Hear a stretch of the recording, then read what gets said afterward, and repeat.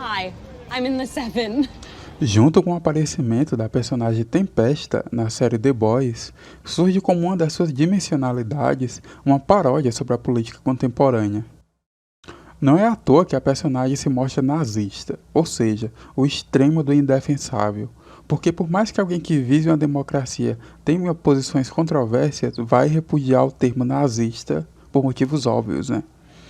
Mas como ela mesma diz, as pessoas concordam com o que ela fala, só não gostam do termo nazista. Love what I have to say. They believe in it. They just don't like the word Nazi. That's all. E isso é uma clara provocação sobre os rumos da política contemporânea. Ou melhor, a política neoliberal em ambos os aspectos, que aqui no Brasil a gente chama de direita e esquerda, mas eu pessoalmente acho que esses termos hoje em dia não dizem muita coisa.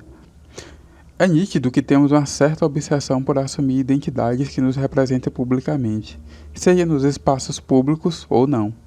Algumas correntes de pensamento apontam que isso pode ser consequência pela forma que estamos treinando nossos cérebros através das redes sociais, onde assumimos vários termos para definir quem somos e ganhar ou não a aprovação dos outros a partir disso.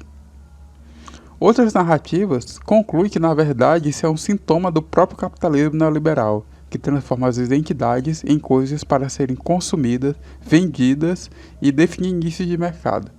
O mesmo mecanismo que exclui a comunidade LGBT, principalmente pessoas trans, do mercado de trabalho, faz produtos exclusivos para esse nicho de mercado. O mesmo país que tem um presidente negro continua com a política de encarceramento em massa da população negra.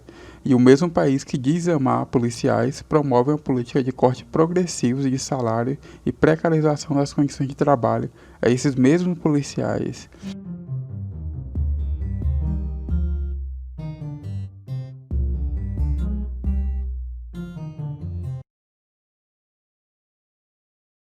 E segundo denúncia do Repórter Brasil, a Avon é envolvida com trabalho escravo.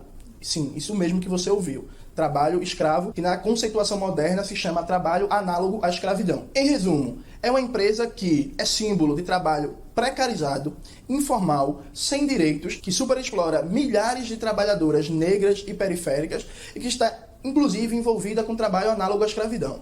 Essa é a empresa Avon. Essa mesma empresa, poucos dias atrás, lançou um comercial onde ela valoriza a estética negra. O comercial é protagonizado por mulheres negras, contando inclusive com a presença da celebridade acadêmica Djamila Ribeiro. A Avon diz que é uma empresa que apoia a luta contra o racismo.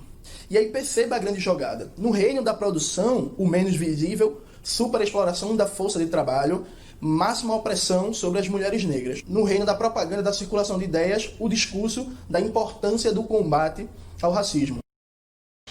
É certo que hoje, como você se define publicamente, diz mais que seu alinhamento entre discurso e prática. É uma crise identitária na política que esvazia completamente todos os sentidos do discurso que ela se apodera. A série esfrega isso na nossa cara quando faz o executivo negro contratar uma nazista e justifica isso apenas como... So it's just business then, eh? When, Mr. Butcher, in history, has it ever been about anything different? Que também aponta para a dinâmica da política internacional, que por mais que alguns países façam coisas que vão completamente contra a dignidade humana, outros países que, ao menos no campo moral, repudiam essas barbáries, continuam mantendo relações comerciais em nome do lucro.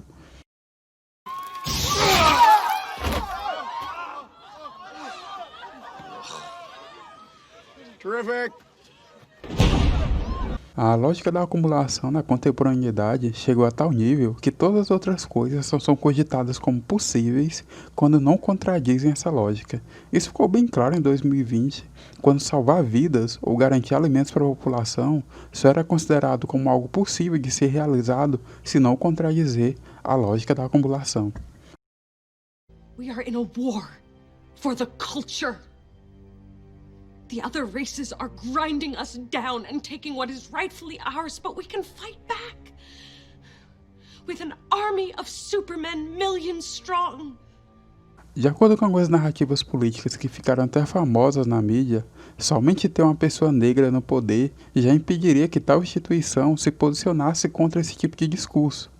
A tal da representatividade, o negro, a mulher, a lésbica, como identidade, como se a representação pública dessas figuras fosse suficiente para atender ou garantir a dignidade de todas as pessoas que pertencessem a essa comunidade.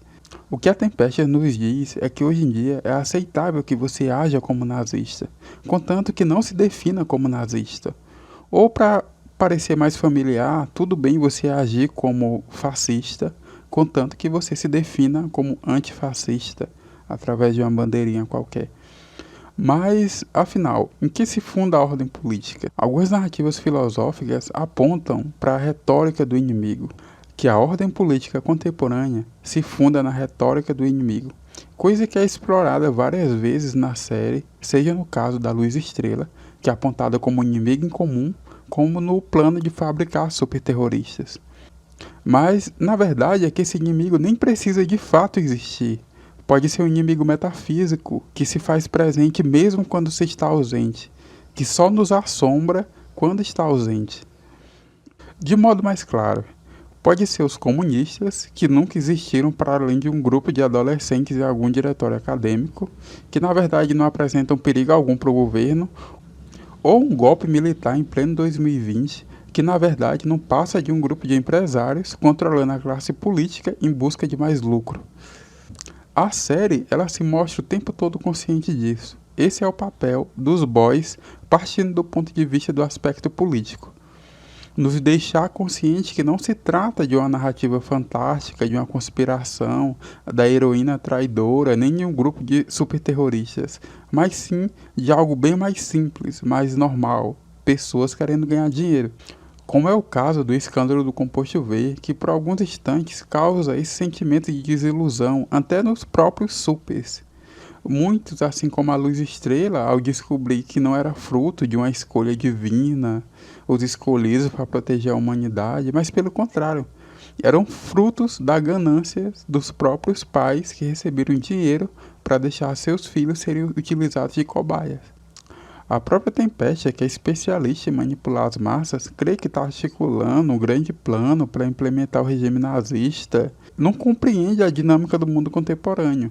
Ela faz o típico papel do político que crê realmente que está lutando contra um inimigo grandioso, fazendo um grande favor de salvar a humanidade, mas na verdade só serve aos propósitos da classe que realmente domina. Então a gente vê uma clara oposição entre o plano ideológico e o plano financeiro, que não são necessariamente opostos, mas o financeiro faz uso do ideológico sempre que precisa atingir essas massas. Sim, os políticos não são elite econômica, eles só servem aos propósitos de quem financia suas campanhas. Assim como a Tempesta, que era uma heroína esquecida e recebeu uma repaginada quando foi preciso fazer uso dela, para extinguir as massas e alimentar a retórica do ódio. A partir desse momento, a origem da ordem política deixa de ser de ordem racional e se torna afetiva. O medo vai definir os clamores da população.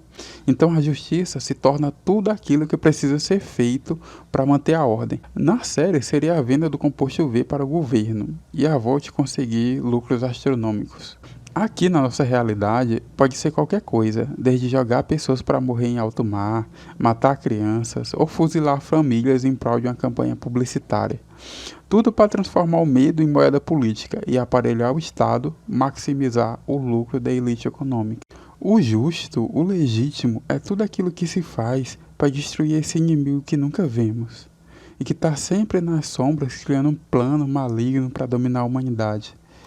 Então vamos clamar por um líder sábio, destemido, indestrutível, que tem as ferramentas para lidar com nossos medos. Vilões querem nos fazer mal só pelo que nós somos. Querem nos varrer da face da terra só pela cor da nossa pele. Sério? É o genocídio branco. É o quê?